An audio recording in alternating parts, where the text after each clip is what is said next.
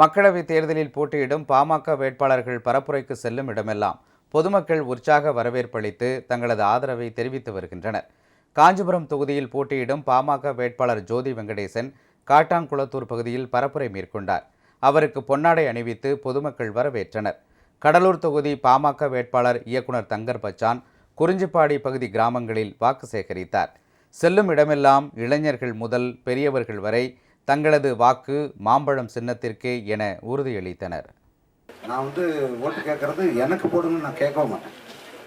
உங்களுக்கு நல்லது செய்யறதுக்கு எனக்கு ஓட்டு போடுங்க. ரெண்டும் வித்தியாசம் இருக்கு. ஏன்னா வேற யாரும் நான் செய்ய போறது செய்யவே முடியாது. இந்த நேரம் இந்த மக்களை காப்பாற்றது கடைசி முயற்சி. முதல்ல நம்ம வெற்றி பெறுவோம். அதுக்கான வேலையை எல்லாரும் பாருங்க. சரியா?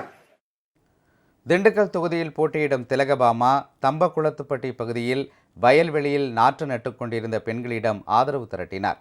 அப்போது அவரும் வயலில் இறங்கி நாட்டுப்புற பாடல் பாடியபடி நாற்று நட்டார். இதேபோல் நத்தம் பகுதியில் பெண் தொழிலாளர்களுடன் சேர்ந்து கயிறு தெரித்தும் மாம்பழம் சின்னத்திற்கு அவர் வாக்கு சேகரித்தார். தொடர்ந்து சாணார்பட்டி பகுதியில் பரப்புரை மேற்கொண்ட திலகபாமா தான் வெற்றி பெற்றால் திண்டுக்கல் தொகுதியை முன்மாதிரி தொகுதியாக மாற்றுவேன் என உறுதியளித்தார். ஏப்ரல் 19ஆம் தேதி உங்கள் விரலில் வைக்கின்ற மையில் காமியுங்கள்.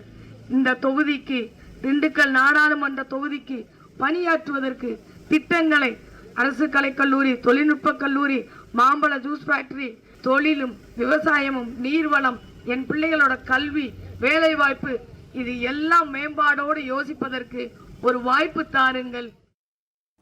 அரக்கோணம் தொகுதியில் களமிறங்கும் பாமக வேட்பாளர் பாலு விருதம்பட்டியில் உள்ள காளியம்மன் கோவில் வழிபாடு நடத்தி தண்டலம், கிருஷ்ணாபுரம், வஞ்சூர், சேனூர் உள்ளிட்ட பகுதிகளில் மாம்பழம் சின்னத்திற்கு வாக்கு சேகரித்தார்.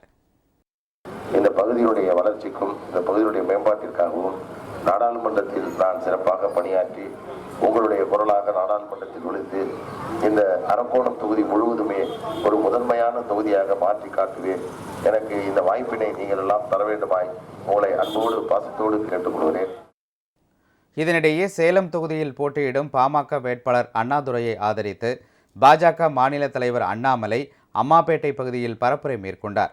சமூக நீதியை கடைபிடிக்காமல் அதனை வைத்து மக்களை முதலமைச்சர் ஸ்டாலின் ஏமாற்றி வருவதாக சாடிய அவர், திமுக தமிழகத்திற்கு தேவையில்லாத ஆணி என்றார். அதனால் நாம் தெளிவாக புரிந்து கொள்ள வேண்டும். தமிழகத்திற்கு தேவையில்லாத ஒரு ஆணி என்றால் அது திராவிட முன்னேற்ற கழகமும் அதனுடைய அரசும் தான் ஒரு தேவையில்லாத ஆணி. நமக்கு வேண்டாங்க. 2024 என்ன தைரியத்தில் மக்கள் முன்னே வெளியே வாக்கு கேட்கிறான்னு கேள்வி. என்ன தைரியத்தில் நீங்க ஓட்டு கேட்கிறாங்க? இதேபோல் நாமக்கல் தொகுதியில் களமிறங்கும் பாஜக வேட்பாளர் KP ராமலிங்கத்தை ஆதரித்தும் அவர் பரப்புரை மேற்கொண்டார். 3வது முறையாக மோடி பிரதமராவது உறுதி என்று அண்ணாமலை தெரிவித்தார்.